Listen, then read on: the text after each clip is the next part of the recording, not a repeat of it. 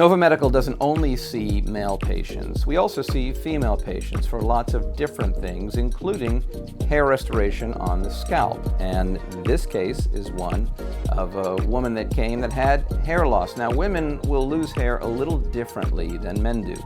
Women can have more diffuse hair loss. The hair gets thinner, mostly related to hormonal changes as we get older. As women get older, the hormone levels change, and that can affect the hair. Of course, other medical conditions can affect the hair as well.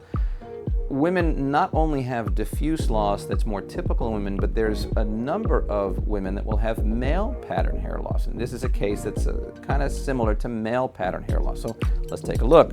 If you take a look at this patient, looking in front, there's a little area here in the temporal area and a little bit less so to the other side of hair loss that is more in a male pattern. The temporal hairline's going back.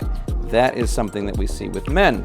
And there's just sort of a general diffuse hair loss throughout the scalp. Now, taking the hair from the back of a woman's head is not as reliable as taking it from a man unless they have this kind of hair loss. The male pattern hair loss can be mediated by hormones, and they tend to have similar genetics of the hair in the back of the scalp, making that donor area very reliable. And here you see there's a case of 3,300 grafts that were placed, and there's excellent restoration of that frontal hairline. You don't see the thinning in the area that was there before. The opposite side is also nicely restored, and she has a very natural looking frontal hairline. So this is a pretty typical case of a woman with a little bit more of a male pattern loss of hair that can be restored in a very similar fashion. 3,300 grafts, one case, one operation, and nice results.